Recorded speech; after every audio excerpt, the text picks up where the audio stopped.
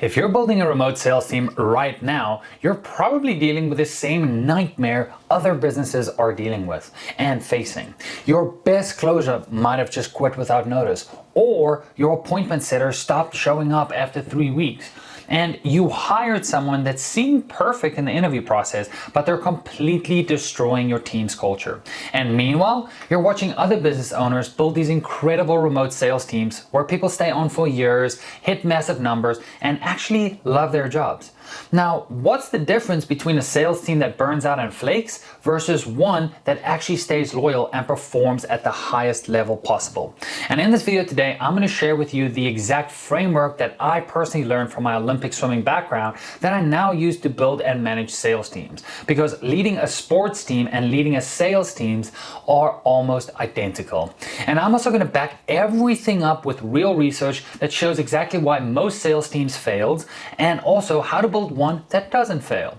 Now, let's look at the shocking research on sales team failures. And let me start with some facts that might make you uncomfortable about what's really happening in sales teams right now. At least it made me feel uncomfortable. Now, I got this written up on the side here, and according to a Harvard Business Review research study, annual turnover amongst US salespeople run as high as 27%, which is twice the overall rate in the labor force. But hang on, it gets worse. There's another study by HubSpot Research that shows that the average rep tenure is 18 to 20 months, which means that's how long they pretty much last in businesses, right? But according to this specific study, sales reps typically hit their peak performance between 2 and 3 years in their role. Now, think about that. Most salespeople are leaving before they even reach their maximum potential. And again, you know, if we place reps here within Sales Match, the reps that we place are top tier reps and they ramp up to KPI way quicker than that. But again, we're looking at overall data here since we are talking about the masses. And here's specifically the kicker about that specific study, right? There's another study by DePaul University's Research Center that shows that it costs around $115,000 when you lose a sales rep. And that includes things such as recruitment, training, lost productivity, and the time it takes other teams to cover the workload of the person that just left. Now, the real cost isn't really financial, it's cultural in my opinion, because yes, we can look at these studies and say, yeah, a sales rep that is lost is 115,000, but is that really practical in your specific business? Probably not. But what is practical is culture being destroyed, okay? And that research specifically shows that 44% of CFOs say a bad hire greatly affects the morale of the rest of the team. And I've had this personally in my experience as well, where we've hired the wrong rep years and years and years ago before I figured out the vetting framework that we use here at Sales Match. And you know, what I found is that just one wrong team member can destroy the entire team's culture. So it's so important that you hire and work with the right people, right? Now, here's what most business owners don't even realize. And this is specifically that high-performing employees are 54% more likely to leave a toxic work environment than the other, right? So one bad hire doesn't just cost you $115,000 according to the DePaul University's research study. It can cost your best salespeople to quit as well, which again is that cultural drag and the morale drag on the entire team, okay? Now, again, let me show you and tell you why I understand this better than most business owners, I would like to say. Once upon a time, I was an Olympic hopeful swimmer and I spent years on competitive swim teams at the highest level, right? I'm talking about, you know, university D1 schools as well as, you know, Olympic teams that are earmarked for the Olympic Games in 2016 when I was still swimming. And specifically what I learned about managing a swim team and managing a sales team is that they're almost identical because of 3 specific reasons. And I wrote that down here. The first reason is individual performance in a team environment. Okay, so what does that mean? Well, in swimming specifically, you have individual events, but your personal performances affects the entire team's culture and energy. The same thing happens in sales. Each closer has the individual numbers that they need to hit, but their attitude and work ethic, right, and close rate and sales cycles and all of that good stuff impacts everyone around them, right? Now, the second part that I learned here is that, you know, in building killer sales team, you need to have result-driven competitive personalities. Okay, now again, we live and breathe our times in swimming, right? Just like salespeople live and breathe their close rate, commission checks, sales cycles, and so on and so forth. These personalities can either elevate everybody on the team or completely destroy the team's chemistry, and this is so important. And the third part to this is that, the mental game is everything in competitive swimming, okay? Technique only gets you so far, and the difference between winners and losers is mental toughness, resilience, and the ability to perform under pressure. Does that sound familiar to you as well? It certainly should, because the same concepts apply when running sales teams, okay? And here's what I learned from swimming that most sales managers never figure out on their own, right? And this is something I had to obviously learn through experience and through doing the wrong things. Specifically, that you can have the most talented individual swimmers in the entire world, or salespeople, right? But if they don't work well together as a team, and if they have egos instead of coachability, and if they bring negativity to the team, the entire team is going to suffer, okay? And one toxic, swimmer or salesperson can destroy the culture of an entire squad. Just like one toxic salesperson can destroy your entire sales floor. Now, let's move on and look at the 3 pillars of elite team building, okay? And this is specifically based on my Olympic swimming background and building sales teams that retain top talent, okay? And again, there are 3 non-negotiable pillars when hiring elite or building elite teams, right? And the biggest mistake that I see most business owners make is hiring for experience and hoping that their character will follow, okay? But here's the research, okay? And this is specifically point number 1 here, is you need to hire for character and train for skill, okay? And there's some research studies that I basically found here, which says here, Leadership IQ found that 46% of newly hired employees will fail within 18 months. And 89% of the time, it's because of attitude issues, not skill defects, okay? And in my swimming days, we had a saying, technique can be taught, but heart cannot, okay? And it's the same damn thing with sales. You can teach somebody how to handle objections, how to follow a script, how to follow frameworks, how to use your CRM, but you cannot teach somebody to be coachable, resilient, or team orientated, okay? Hey guys, quick reminder, if you are looking for top closers or setters to work within your organization, but you don't want to go through the constant grind of recruiting them, vetting them, calling ex-bosses, doing mock interviews, and conducting 100+ interviews to find the top talent, we do all of that for our clients here at Sales Match. So if that interests you and you're looking to implement top closers or setters within your business that specifically fit your offer, click the link below, schedule a call, speak with me. But other than that, let's get back to the video. Bye-bye. Now, there's a test that you can do, let's just coin mark this, the confidence versus ego test. And specifically when I'm interviewing salespeople to place them within, our clients' businesses, I use the exact same frameworks we used for swimmers back in the day. And confidence will say something like, a confident salesperson would say, I've hit these numbers before, right? And I'm excited to learn your specific process to hit them again. An egotistical salesperson will say, I've been in sales for 10 years, I don't need training, just give me the leads and I'll close them, okay? Fine line between confidence and ego, okay? Confidence asks questions. Ego assumes that they know everything, right? Confidence are gonna take feedback. Egos get defensive, okay? Confidence celebrate team wins. Ego, they care about everybody's individual success. Ego only cares about individual successes, not the team successes, right? Now, the moment you hire somebody with an ego instead of confidence, you just poisoned your entire team culture, right? And this is going to affect and have a trickle-down effect on your entire team, okay? Now, let's move into pillar 2, which is basically creating systematic team accountability, okay? So that's this one here, pillar number 2.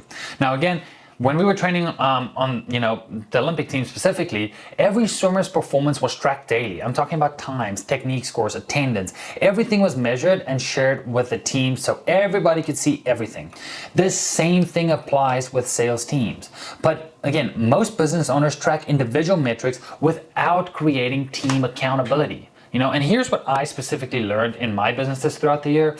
When you make everybody's performances visible to the entire team, two things happen. The first thing is that top performers get the recognition they deserve, and this keeps them motivated. And the second thing is underperformers will either step the hell up or step the hell out, okay? Very, very, very simple, okay? And then there's a study here by Gallup Research found that 1 in every 2 American adults have left their job to get away from a bad manager. But what creates a bad management? Specifically not holding people accountable, right? So when your top closer sees that you are tolerating mediocrity, you lose respect, or they lose respect for your leadership. And when top performers lose respect, they start looking for other opportunities because they know their value, okay? So again, very important. Now, the third part, or the third pillar here, is that you need to feed your top performers first. Okay, so your top performers should always eat first. And this was the golden rule in Olympic swimming. Okay, the fastest swimmers always got the best lane assignments, the most coaching attention, and the first pick of training times if there were different slots for training times, right? The same thing applies in sales, right? Why, you might ask? Because those specific swimmers, they earned it. And because giving them optional conditions made the entire team faster, okay? And most sales managers actually do the opposite. They spend about 80% of their time trying to fix the worst performers while their top performers feel neglected, okay? And here is specifically what the research shows.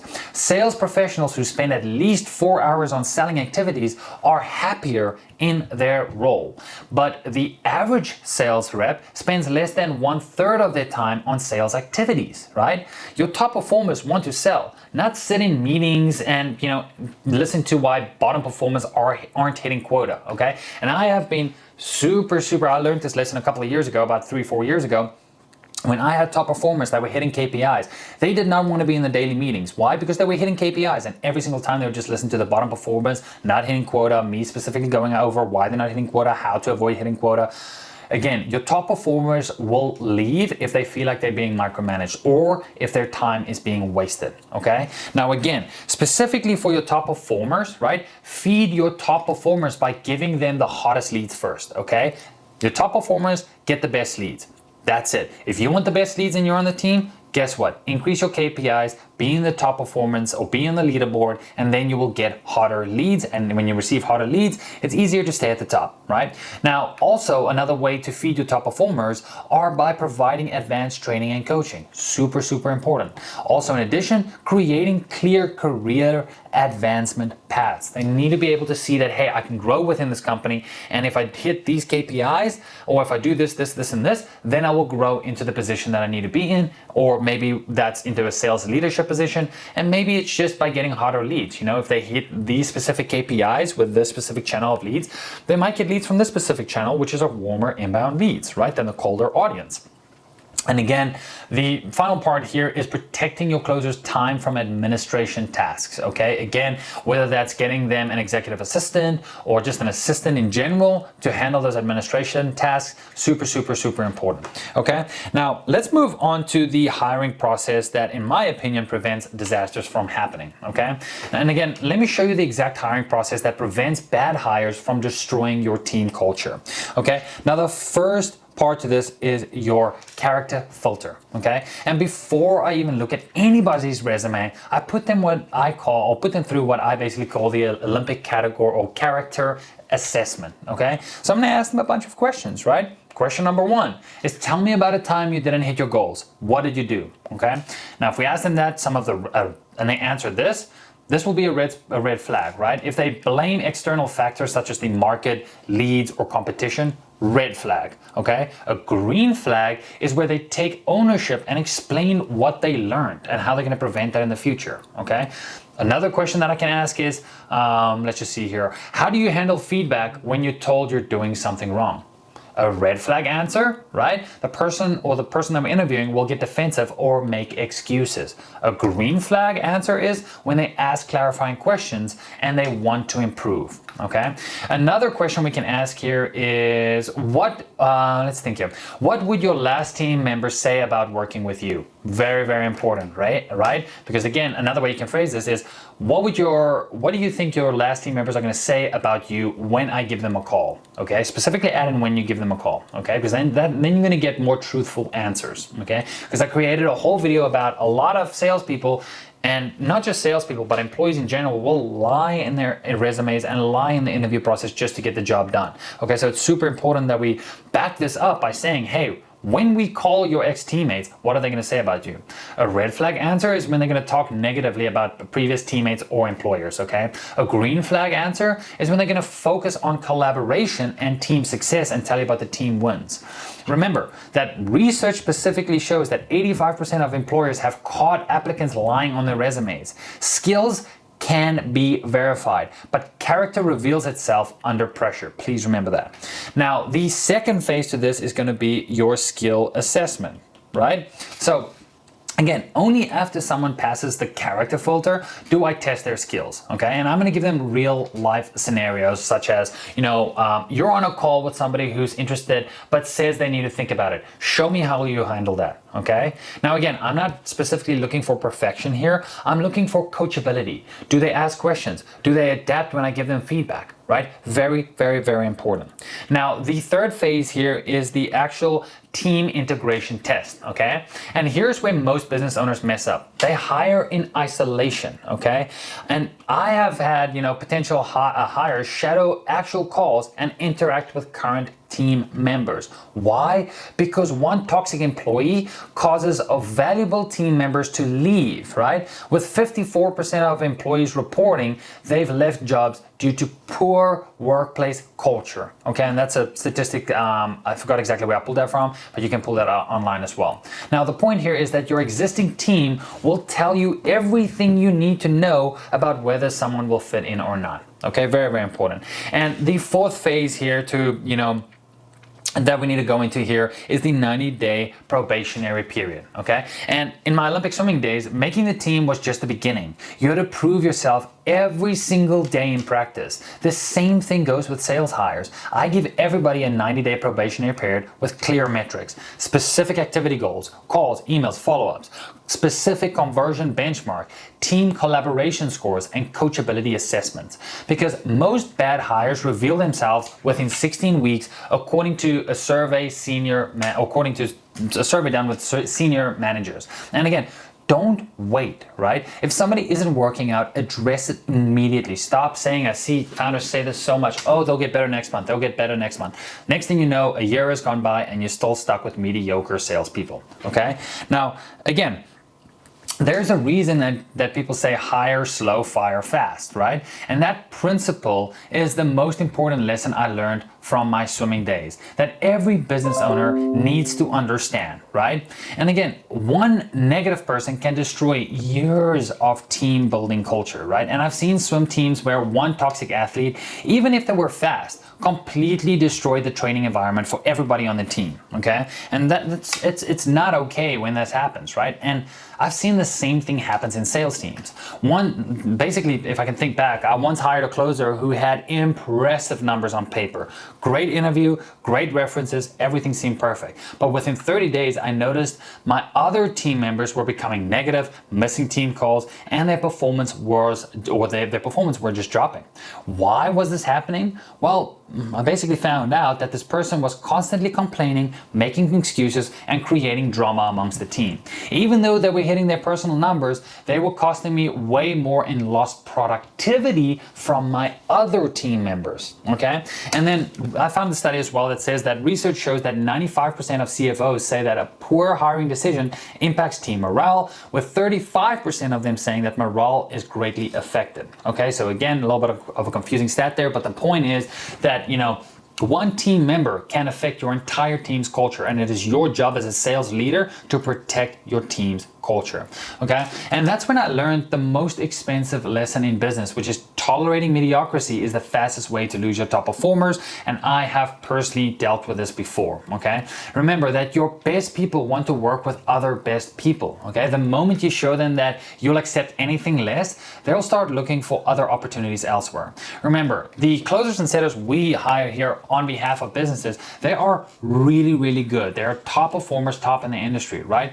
the thing with these top performers is that they know their worth, they know their value, right? So if you're not going to provide them with an environment or systems where they can perform at their very best, they are going to pack up the bags and leave to a different organization. This is why the saying hire slow, fire fast exists. Not to be mean, but to protect the team culture and morale of your entire team and fast performers, okay? Now, here is the 30, 60, and 90-day rule that you can use, okay? On day 30, clear performance issues should be addressed immediately. By day 60, if nothing has been improved, start documenting for termination, okay? And if you're at day 90 and they're not exceeding expectations, they need to go. Again, it's not personal, it's protecting your team, right? And this is exactly where my company Sales Match fits in, is to replace those bottom feeding reps real quick, so you always have reps ready to go, ready to place, so you can basically replace underperformance with top teams, right? Now, again, let's look at the retention system that we built out here. And again, now that you know basically how to hire right, that we've gone over this, here's how to keep your top performers, right? Because again, it's all good and well if you know how to hire top people, but if you cannot retain top talent, that is a problem. Now, the first thing we're going to look at is daily performance versus visibility, right? Again, just like, swimming teams posted their times on the board every single day, your sales metrics should be visible to the entire team, right? Again, what is this going to create? Well, it's going to create healthy competition and immediate recognition for the top performers, okay? Now, the second thing we're going to share here is weekly team wins, okay? Now, again, celebrate these things. In swimming, we celebrated best times, our best performances, right? And the same thing happens with sales. Celebrate individual improvements and team achievements every single week, okay? Go over the wins so that you can not only always bash your team with negativity, there has to be an equal balance between negativity and positivity, right? Nobody wants to work in a completely negative environment, okay? There has to be a balance, okay? Now, again, the next thing we got to look at here of the retention system is monthly one-on-ones, okay? Now again, my coaches specifically spend individual time with each swimmer working on their specific goals, okay? Your top salespeople need to do the same. They want you to know how they can advance in their career with you, okay? This is so important that you have these one-on-ones, because that's going to allow you to connect with each closer individually instead of just talking to them in a team environment all the time, okay? Very important. And you also need to show your reps exactly how they can perform better, okay?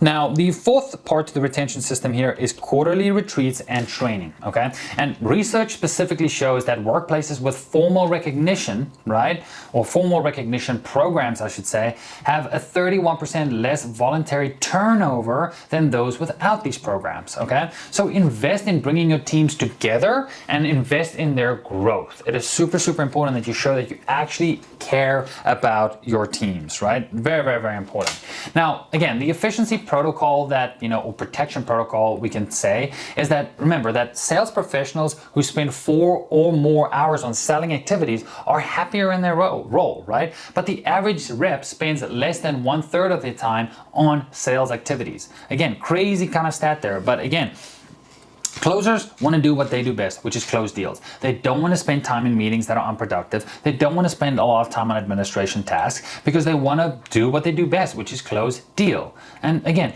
your job as a leader is to protect your top performers' time from things such as unnecessarily administrative tasks, right? Or administration tasks, unproductive meetings, right? Lead qualifications. Again, this is why you should have sitters on your team to actually qualify these leads before they talk with your closers. Because if your closers are going to talk to a bunch of tie kickers all the time, guess what? They're going to get pissed off and they're going to leave. So, having a 1-to-1 ratio between setters and closers is also very important. The other thing that you should be looking for is data entry and reporting, right? Give your closers clean leads, clear processes, and get out of their way so that they can go ahead and close their deals.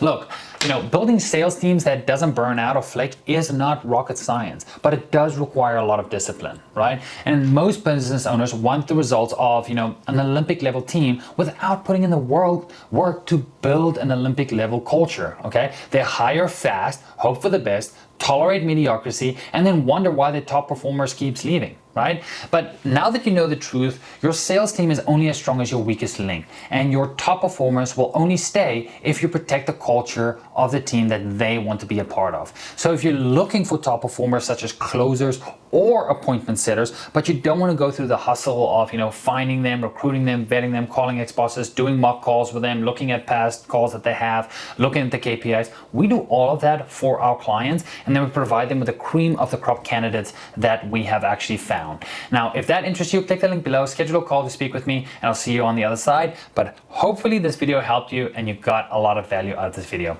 Other than that, I'll see you on the other side. Bye-bye.